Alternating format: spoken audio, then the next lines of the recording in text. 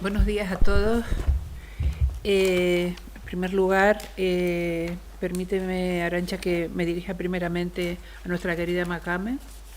Me ha alegrado muchísimo verla hoy aquí y efectivamente creo que también intervine en la primera o la segunda, las segundas ocasiones que se celebraron estas jornadas, y yo confieso que ha sido una iniciativa pues muy feliz, porque el hecho de que realmente la referencia a la Unión Europea sea constante ya actualmente en la vida cotidiana, porque oímos hablar de la Unión Europea en todos los ámbitos y porque afecta a la vida de todos los ciudadanos, realmente eso no quiere decir que debamos olvidar el debate. También lo dijo el rector.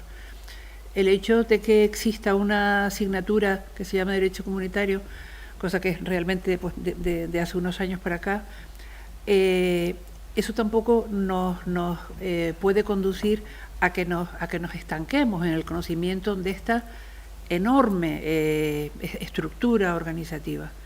Entonces, esa iniciativa de la profesora García Curbelo, pues me parece estupendo que la continúen los distintos equipos de canales que se han seguido en estos últimos años, equipos de canales que por lo demás siempre felicito por el importante impulso que dan a todas las actividades formativas de la facultad.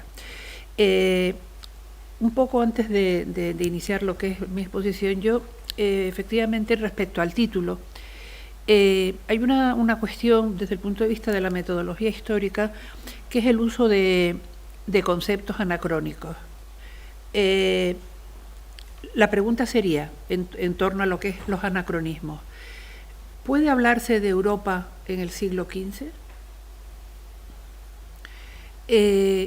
Yo pienso que sí, porque es que realmente desde la época de, no voy a remontarme al Imperio Romano, pero desde la época de Carlomagno, una vez desaparecido el Imperio de Occidente, se está hablando de una estructura política que sea capaz de subsumir todos los pequeños estados nacionales que existían en el continente europeo. A mí no me parece impropio metodológicamente o anacrónico la utilización de esta expresión, que lo que trata de indicar es simplemente la relación de los reyes católicos con diferentes países europeos. En lugar de decir relación de los reyes católicos con Francia, con Inglaterra, con Roma, con Dinamarca, con Suecia, pues lo he subsumido en esa expresión los reyes católicos y Europa. Y como digo, pues yo creo que tenemos tema para muchísimos años y para que se sigan celebrando estas jornadas muchos y muchos años más. Bien. He estado viendo algunos datos demográficos de la Comunidad Europea y parece que la Unión Europea tiene más de 550 millones de ciudadanos. Una barbaridad. Es decir, que estamos hablando de una estructura que no es ninguna tontería, es una cosa de gran calado. Bien. En ese contexto de tanta gente, los españoles pues realmente somos muy poquita cosa, eso hay que reconocerlo. Pero tiene algo de singular la vinculación de España con la Unión Europea, y yo creo que es lo siguiente: los españoles, por nuestra propia idiosincrasia y también por nuestra historia, hemos sido siempre un pueblo reticente al contacto con Europa. Históricamente ha sido así. Y el hecho de que finalmente España se haya integrado en la Unión Europea, digamos, tiene más mérito que el hecho de que Francia o Alemania se hayan incluido en esa organización. A lo largo de la historia se han producido una serie de acontecimientos que han determinado que los españoles hayamos estado apartados apartados completamente de todo lo que ocurría más allá de la frontera pirenaica. Por supuesto, esto ha causado unos efectos devastadores en lo que es la cultura, en lo que es la ciencia, en lo que son los valores políticos, en todo. En el propio siglo XX se ha mantenido esa actitud de hostilidad o de desconfianza hacia Europa. Y fíjense en el dato de la neutralidad española en las dos últimas guerras mundiales.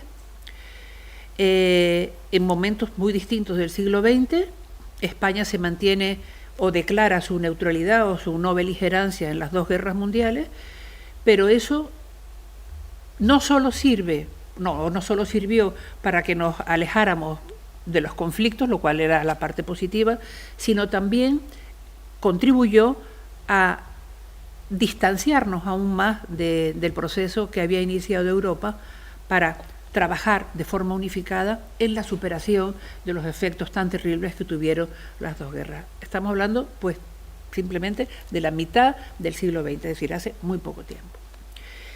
Pero bueno, yo no olvido que tengo que hablar de los Reyes Católicos y he elegido este tema porque yo espero poder convencerles de que el aislamiento y el distanciamiento de los reinos hispánicos en relación a los países europeos, del que, curiosamente, tanto se vanagloriaba el general Franco, jefe de Estado de España, desde 1939 a 1975, se generó solamente desde la segunda mitad del siglo XVI, es decir, en el reinado de Felipe II.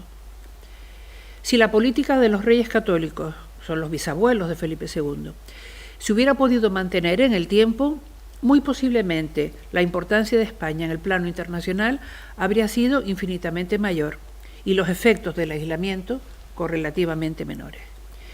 Y permítanme aportarles un dato más antes de iniciar ya propiamente la exposición del tema. Y es que Felipe II prohibió que los habitantes de los reinos hispánicos estudiaran fuera de la península ibérica en las universidades que existían ya en los distintos países de Europa. Asimismo, prohibió además la adquisición e importación de libros extranjeros, lo que naturalmente bloqueó cualquier contacto cultural y científico con Europa. El ámbito cronológico en el que se desarrolla esta ponencia abarca desde 1469 hasta 1536. Corresponde la fecha inicial al matrimonio de los Reyes Católicos y la fecha final al fallecimiento de la infanta Catalina de Aragón, que es reina consorte de Inglaterra, que un poco va a ser la protagonista de esta ponencia. Bien, el orden expositivo va a ser el siguiente. En primer lugar, vamos a hablar de la política europea de los Reyes Católicos a través de la diplomacia de la época, y una segunda parte va a estar dirigida a concretar, digamos, los principios o los criterios de la política europea en relación a un hecho concreto, que fueron los dos matrimonios que celebró la infanta Catalina de Aragón, los dos matrimonios ingleses.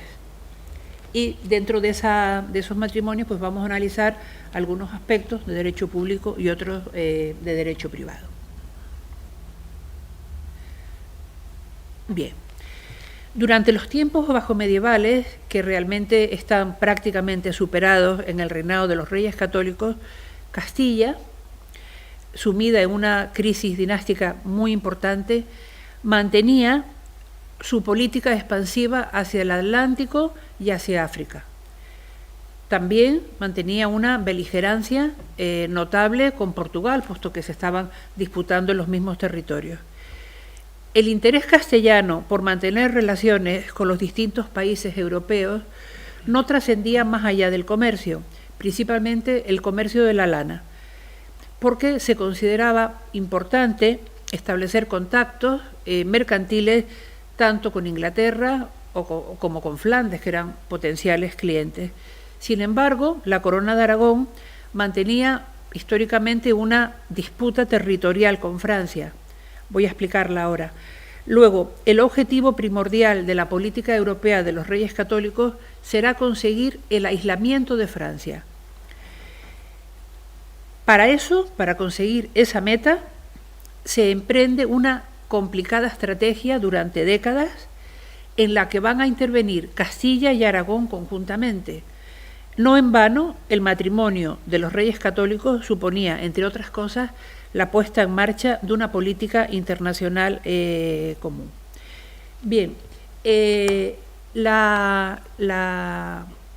conflicto que está planteado entre Aragón y Francia en el siglo XV tiene que ver con la frontera pirenaica, básicamente. Es decir, aquí pueden ver en la parte donde dice Roselló, esta parte que es el Rosellón y esta parte que se llama la Cerdaña, eran zonas disputadas por Francia y por Aragón. Históricamente habían sido aragonesas. Los reyes aragoneses tuvieron que cederlas en pago de unas determinadas contraprestaciones bélicas, pero Fernando el Católico las quiere recuperar. Es más o menos eso lo que enfrenta a Francia y Aragón, pero existe una enemistad muy fuerte. Los Reyes Católicos quieren el aislamiento de Francia. Por otro lado, ese conflicto no se resolvió ni en época de los Reyes Católicos ni a lo largo de los siglos siguientes. De hecho, la frontera actual entre Francia y España solo quedó fijada definitivamente en 1869. O sea, evidencia, esta es la frontera actual, donde pueden ver que parte de Cerdaña es española, parte francesa, y lo mismo, parte del Rosellón es francés y parte del Rosellón es español. Es decir, que esa terrible disputa que se habrá llevado, que habrá conllevado muchísimas muertes, pues no sirvió para nada. La frontera hispano-francesa quedó definitivamente fijada en el reinado de Isabel II, ya muy avanzado el siglo XIX. Bien. Los Reyes Católicos contrajeron matrimonio en unas circunstancias un tanto novelescas en 1469. Sus 5 hijos nacen entre 1470 y 1485. Y en estos 15 años se establece por ellos una cuidadosa estrategia en la cual cada uno de los hijos iba a ser el garante de una alianza política a establecer con aquellas potencias cuyo apoyo necesitaban. ¿Cuáles son las potencias que necesitan el apoyo de los Reyes Católicos? Pues aquellas que también eran potenciales enemigas de Francia. Inglaterra y el Sacro Imperio Romano Germánico, es decir, la estructura que es el antecedente en el tiempo de lo que es la actual Alemania. Bien, las infantas Isabel y María las pongo menos destacadas en el Power porque realmente no voy a hablar mucho de ellas. Fueron sucesivamente destinadas a conseguir la unión entre los reinos hispanos y Portugal, aunque realmente no se consigue durante esta generación, sino en la siguiente. Son 2 princesas, la primera de ellas, la primogénita de los Reyes Católicos, princesa de Asturias, la hija que más quieren los Reyes Católicos y que es destinada a casarse con el rey de Portugal, muere, como tantas mujeres, como consecuencia del parto, e inmediatamente los Reyes Católicos obligan a su hermana, María, a casarse con el viudo, algo típico en el comportamiento de las monarquías medievales y renacentistas. Bien, en el contexto europeo, no ya meramente en el ibérico de Portugal y Castilla, se consideraba imprescindible para la nueva política de los Reyes Católicos su presencia activa en el escenario continental, y para ello se concibieron 2 grandes operaciones políticas, 2 grandes y complejas operaciones políticas. Se trataba de, en primer lugar, establecer una alianza con el emperador Maximiliano I, una de las personas más poderosas del mundo en ese momento, a través de un doble matrimonio. Fíjense ustedes qué complicación. La idea era casar al príncipe Juan, el heredero de los reinos hispánicos, el único hijo varón de los reyes católicos, casarlo con la archiduquesa Margarita de Austria, hija de Maximiliano. Y al mismo tiempo casar a la tercera hija, Juana, con otro hermano, el archiduque Felipe de Austria. Esta es la primera operación. La segunda sería utilizar, porque realmente la palabra es utilizar a la infanta Catalina, la más pequeña de los reyes católicos, la hija más pequeña de los reyes católicos, para casarla con el heredero de Inglaterra, el príncipe Arturo Tudor.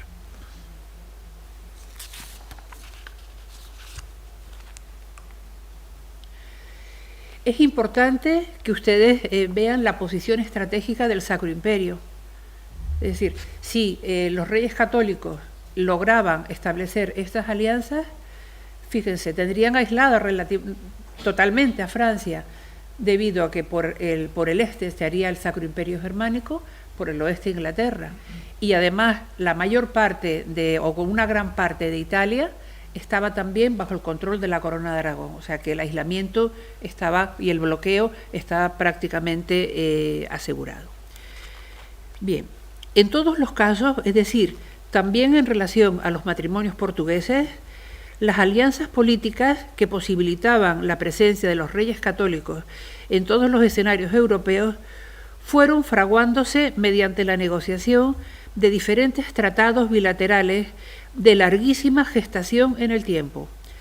La negociación de esos tratados, que realmente estaban diseñando el escenario futuro de Europa, no se llevó a cabo personalmente por los reyes católicos, que nunca salieron de sus dominios, sino por diferentes personajes de la época a quienes los monarcas confiaron esta delicadísima tarea.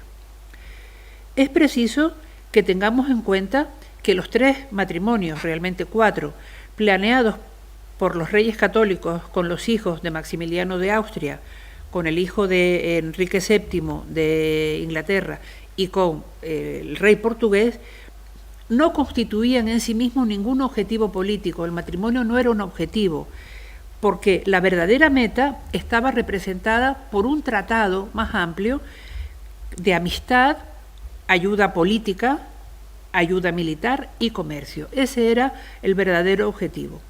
Y dentro de ese amplísimo y complejo marco, el matrimonio de los príncipes representaba solamente la materialización de esa alianza, por supuesto, decidida por los progenitores, sin que en ningún momento se planteara la necesidad de que esas uniones fueran aceptadas o rechazadas por los contrayentes. De hecho, y como veremos a continuación, las condiciones y pactos matrimoniales se negociaban en el contexto del tratado bilateral a suscribir entre las dos potencias, sin que en ningún momento participaran los contrayentes. Máxime cuando, siendo operaciones de largo alcance en el tiempo, se comenzaban a negociar cuando los futuros esposos eran niños de muy corta edad. Si nos ceñimos al caso de la infanta Catalina, nació en 1486 y 3 años más tarde fue prometida en matrimonio con el príncipe Arturo, que solamente tenía 1 año. Fruto de esos esponsales, de esa promesa de matrimonio, será el Tratado de Medina del Campo, suscrito en 1489, que consigue una serie de logros insólitos, porque Castilla y Portugal y Inglaterra no habían tenido muy buenas relaciones hasta entonces, siendo fundamentalmente 2 los contenidos del tratado. Uno, Enrique VII se compromete a no entrar nunca en guerra con los reinos hispánicos, se compromete también a no ayudar a Francia, que era lo más importante. Y luego también existe un tratado, digamos, de preferencias comerciales entre ingleses y comerciantes de los reinos hispánicos, era lo principal. En el caso portugués, en el caso de los matrimonios portugueses, a los que me voy a referir solamente de pasada, ese pacto matrimonial se concertó en otro tratado anterior, llamado Tratado de las Tercerías de Moura, el que también para terminar con una situación de guerra muy larga entre Portugal y Castilla, se firma el acuerdo matrimonial, los esponsales, entre la princesa de Asturias, la infanta Isabel, la que luego moriría como consecuencia del parto, cuando solamente ella tenía 9 años de edad. A los pocos meses, sus padres la envían a Portugal para que, digamos, termine su crecimiento en la corte portuguesa, es decir, un desarraigo familiar terrible, pero realmente para los reyes católicos lo único que importa es la política, no importa para nada la vida de sus hijos. Y en cuanto al matrimonio de los infantes Juan y Juana, pues se iniciaron las negociaciones en 1484 y finalizaron en 1496, es decir, 12 años más tarde. En este caso, los hijos de los reyes católicos tenían solamente 5 y 6 años de edad. Cuando menciono estos datos cronológicos, lo hago con la idea de que ustedes entiendan que se trata de operaciones políticas de largo alcance, porque realmente los esponsales, como promesa de matrimonio, podían romperse en el futuro. Bien, eso lo sabe mucho mejor que yo, por supuesto, la profesora Inés Cobo. La promesa de matrimonio puede incumplirse, pero naturalmente no el matrimonio por palabras de presente una vez celebrado. Y muchas veces entre la celebración de los esponsales y la celebración del matrimonio propiamente dicha, se barajan otras posibilidades, es decir, se estudiaban la posibilidad de que hubiera otro matrimonio más conveniente políticamente. Por eso a veces se distancia tanto el tiempo entre los esponsales y el matrimonio. Aunque en la mayoría de los casos la diferencia este tiempo que transcurre entre un momento y otro obedece a la necesidad de que los contrayentes alcanzaran una edad en la que, según la legislación canónica, fueran aptos para contraer matrimonio. Bien.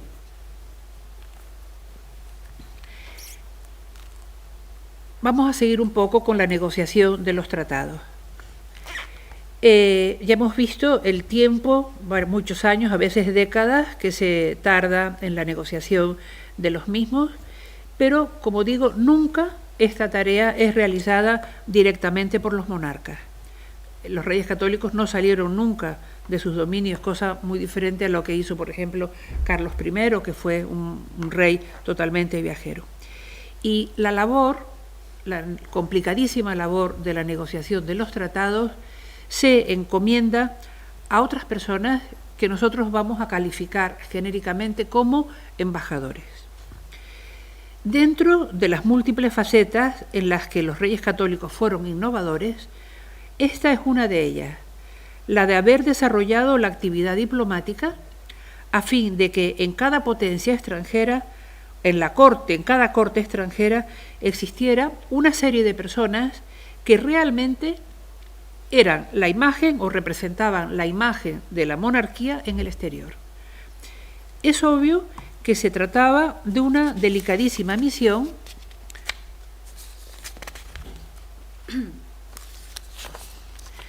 en la que estaban en juego todos los intereses de la monarquía, ya que son estos personajes los que negocian los tratados, no los reyes.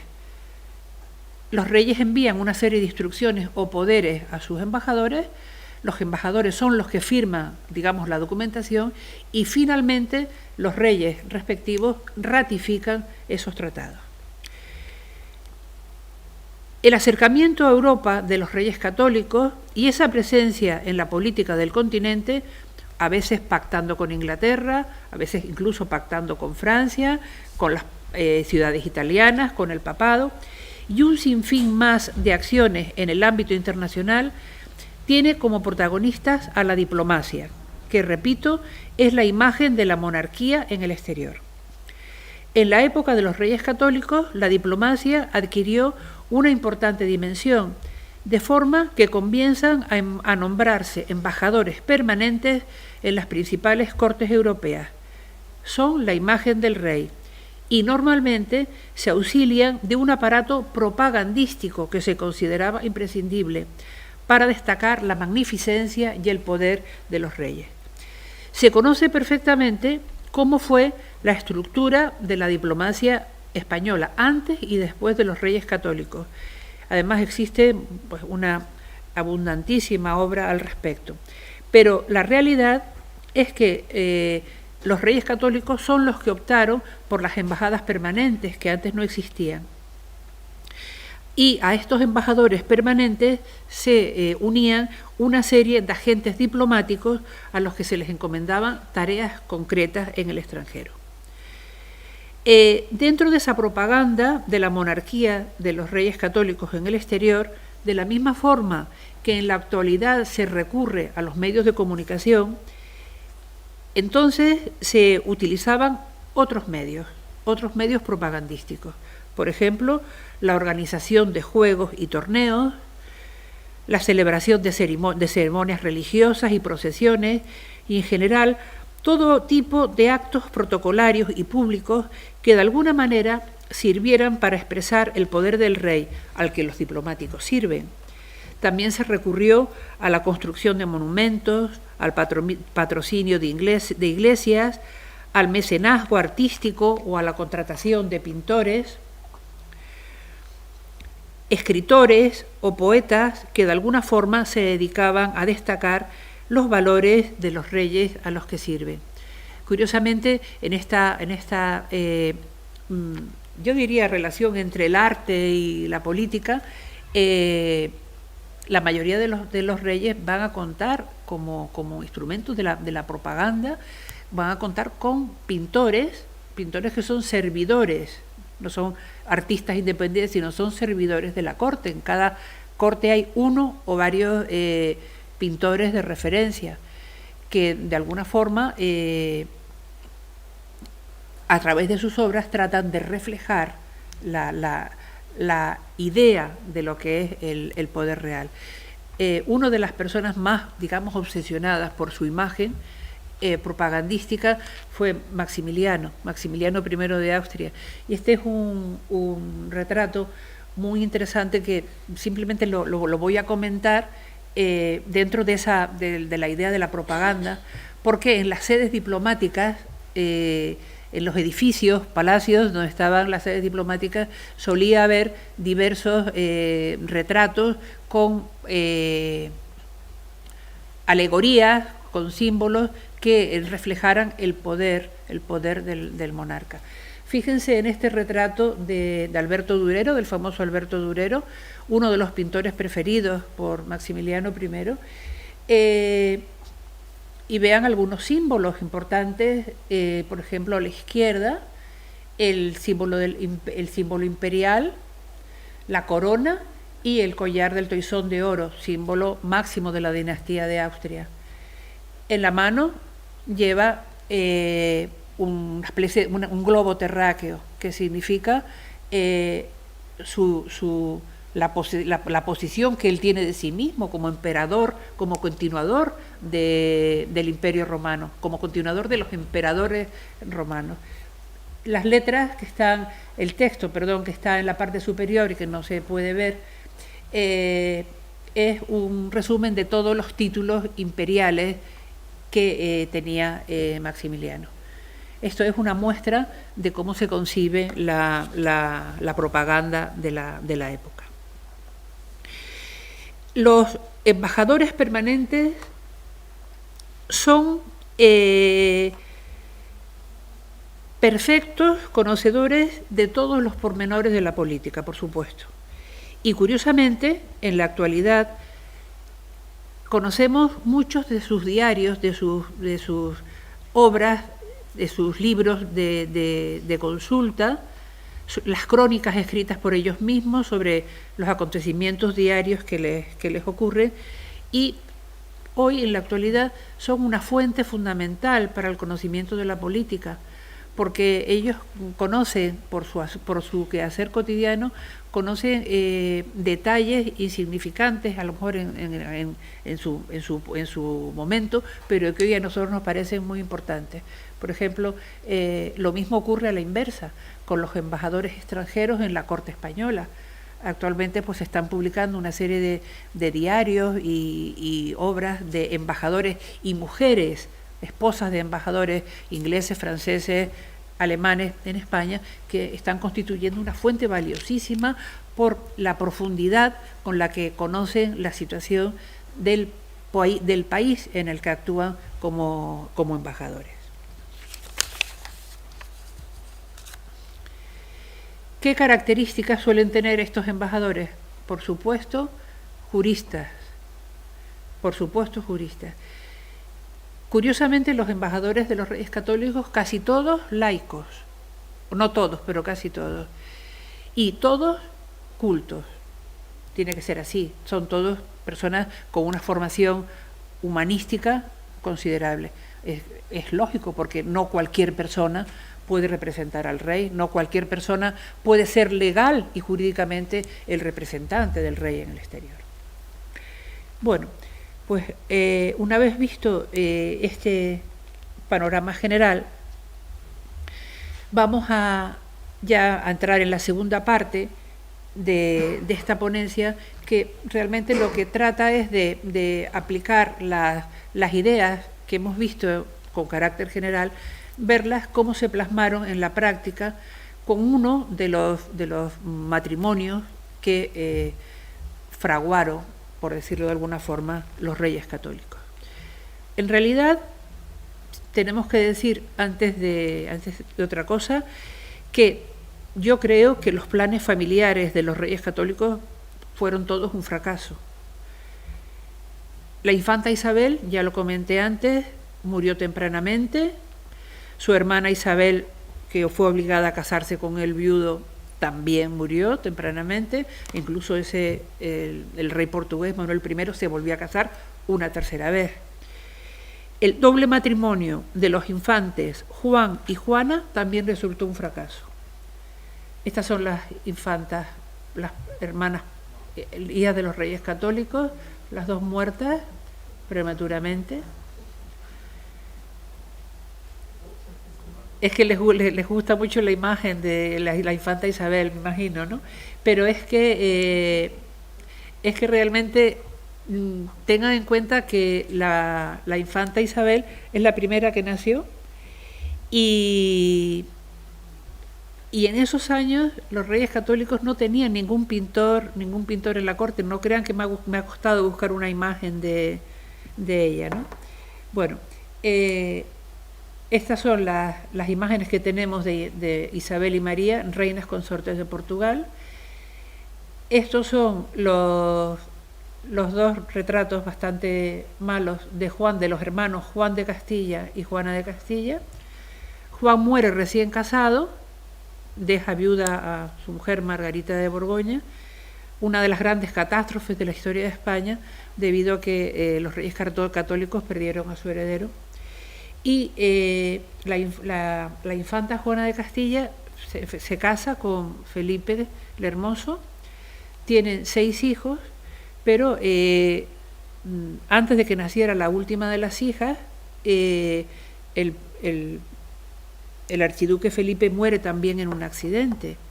Y el resto de la historia de la infanta Juana la conocen ustedes, porque es muy conocida, no solo a través de la historia, sino a través de la literatura, del arte, del cine. Es la famosa Juana la Loca, la cual fue confinada por su padre, después de quedarse viuda, fue confinada por su padre en una especie de convento en Valladolid, donde murió, donde permaneció pues recluida pues 40 o 50 años, ¿no? Se supone que enloqueció después de la muerte de su marido.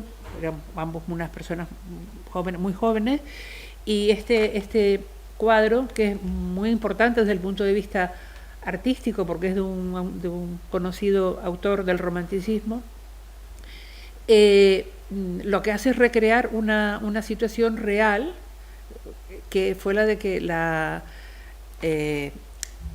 infanta, que iba a ser realmente ya reina de Castilla porque había muerto su madre, no quería enterrar al marido, ¿no? Y entonces iba deambulando por todas las ciudades castellanas con el féretro, cargando el féretro, y pues cada noche llegaban pues algún pueblo, alguna aldea donde pasaban la noche, en una iglesia o en el exterior como aquí, hasta que finalmente ya se logró su reclusión en Tordesillas, en un convento, donde nació la última hija, que es la infanta Catalina. Como ven, muy mal fueron todas estas estrategias matrimoniales, fueron muy mal. Esta es una tabla de un pintor flamenco que no responde a la realidad, por lo siguiente. Se trata de los 6 hijos de Juana la Loca y su marido Felipe el Hermoso.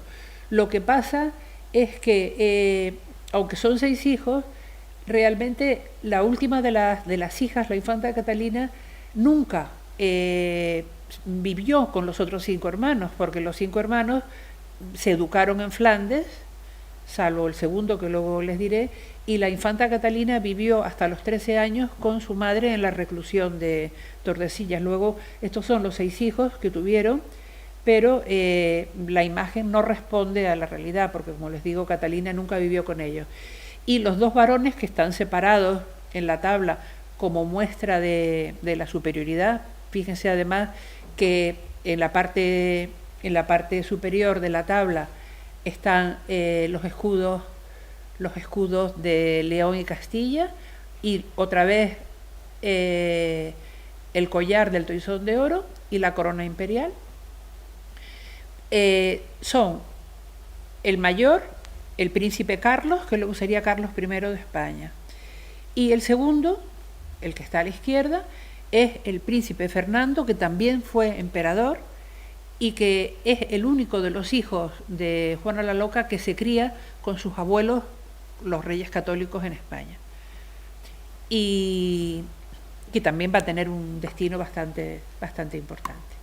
Esta es digamos, la siguiente generación, en la que de alguna forma yo sí diría que se cumplió la expectativa matrimonial de los reyes católicos, pero fue en la tercera generación, puesto que Carlos I es el que va a unir a la dinastía de los Habsburgo con la dinastía trastámara, la de los reyes católicos.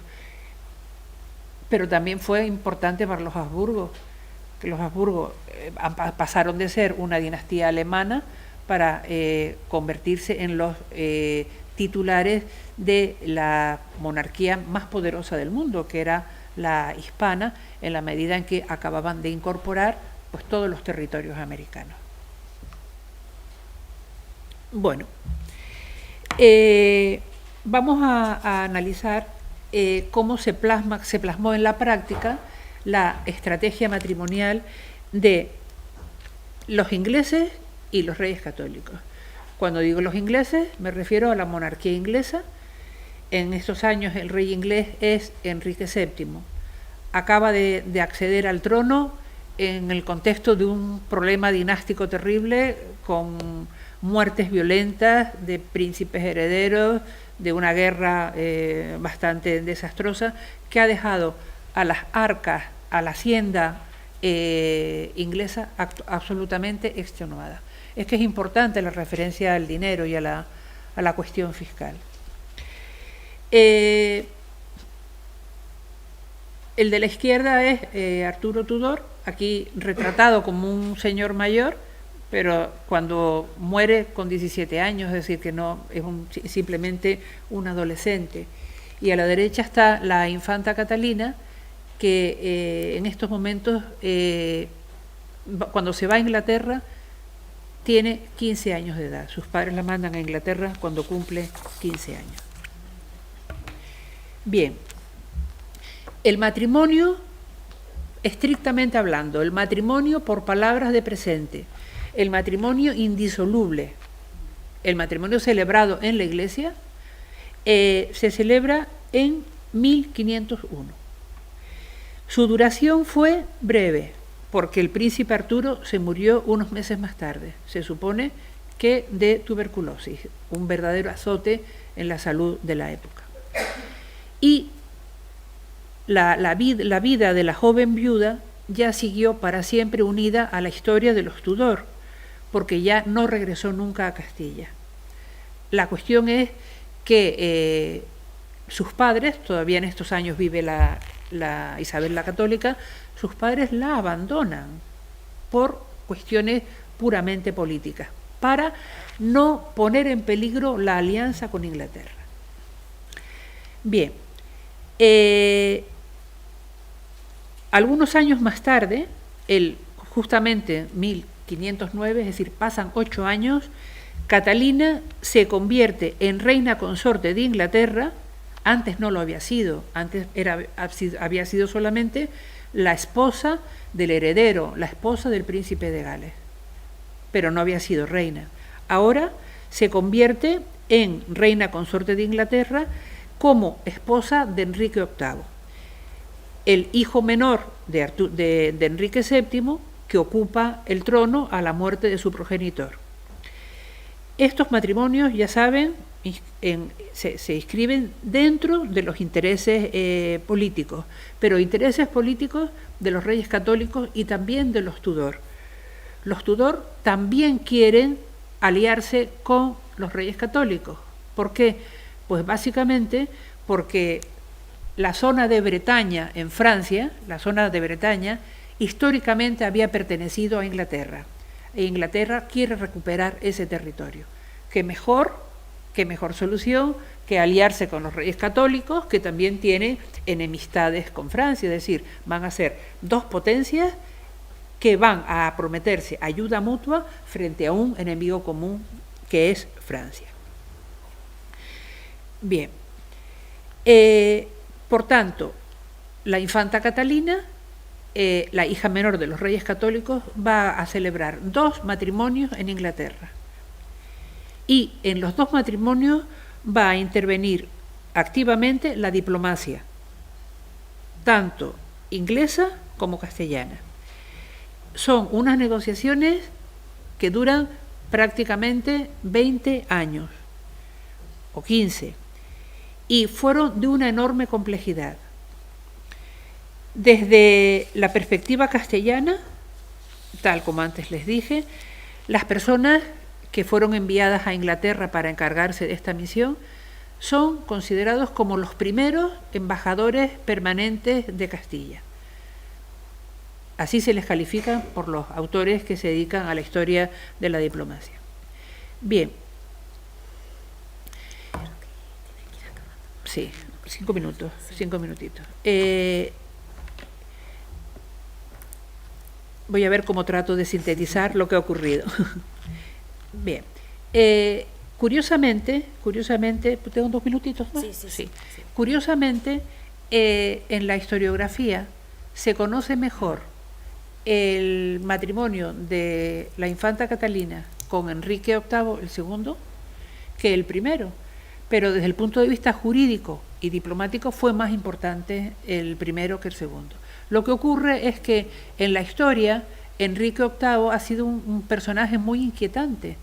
Pues él lo ha tratado la literatura, lo ha tratado el arte y muchísimos retratos de él, y sobre todo él tuvo una vida pues tan agitada políticamente, incluso amorosamente, que ha trascendido su historia a la posteridad. Pero desde lo que a nosotros nos interesa es lo siguiente.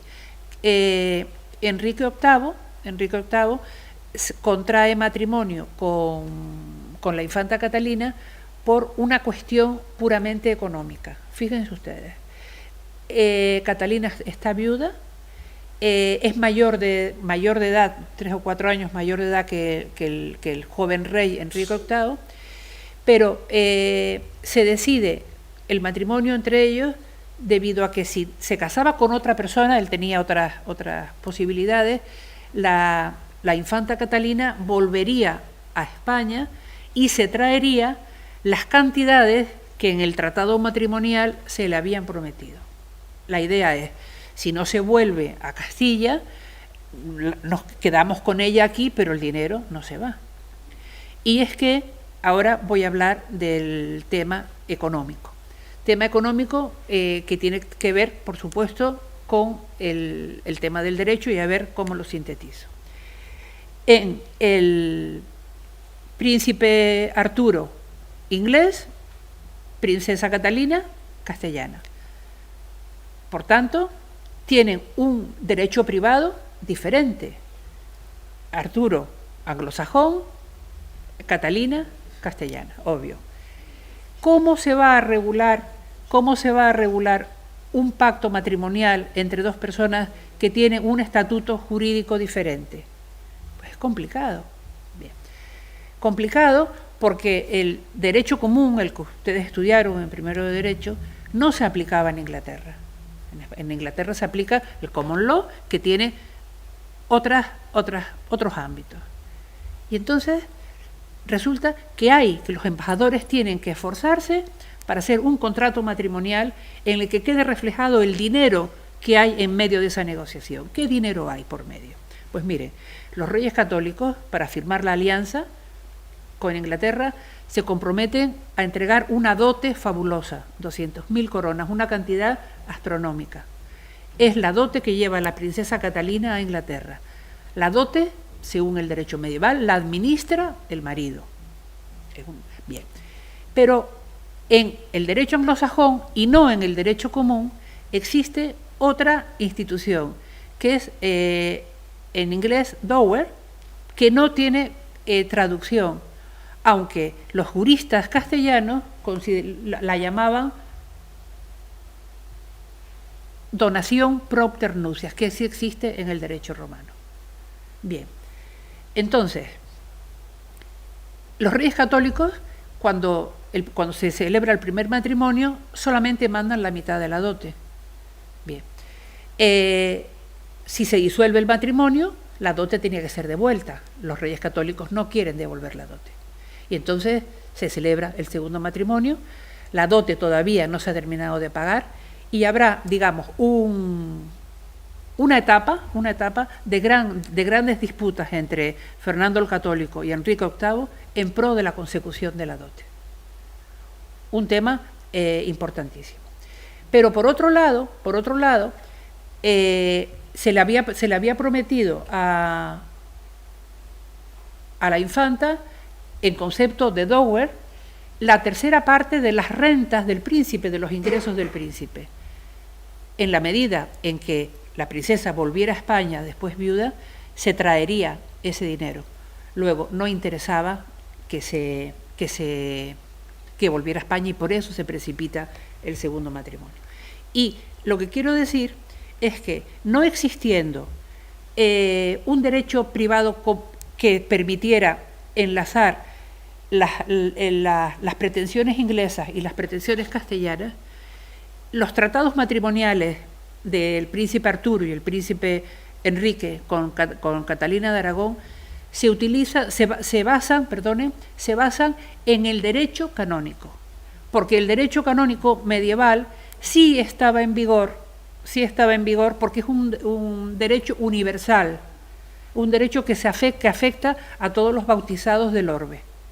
Y entonces la dote la regula el derecho canónico, los esponsales los regula el derecho canónico, el matrimonio lo regula el derecho canónico. Lo único que no regulaba el derecho canónico era la dower, pero se le dio la forma de donación propter nuptias, que sí estaba regulada. Por tanto, el derecho canónico sirvió como elemento aglutinador de esa coherencia que debían tener los pactos matrimoniales entre unas personas con un estatuto jurídico diferente. Y aquí, pues, simplemente me remito a lo que ha sido la importancia del derecho canónico medieval. Voy simplemente a leer las conclusiones. La primera, no sé si luego estarán ustedes conformes o no. La primera es la de que la política internacional de los reyes católicos se materializó preferentemente a través de los matrimonios de sus descendientes, con fracaso. La segunda, La política internacional de los Reyes Católicos fue desarrollada por los embajadores, que se convirtieron en los principales agentes en el plano de las relaciones entre las potencias. La tercera, las alianzas políticas y los tratados internacionales también estaban sometidos al ordenamiento jurídico. Y cuarto, el derecho canónico anterior a la reforma anglicana, de la que no he podido hablar, constituyó el ordenamiento que confirió coherencia a los pactos matrimoniales celebrados en las dos nupcias de la infanta Catalina de Aragón. Y estas son las conclusiones a las que yo llego, pero porque por supuesto estoy dispuesta a discutir y a debatir con ustedes. Así que muchas gracias.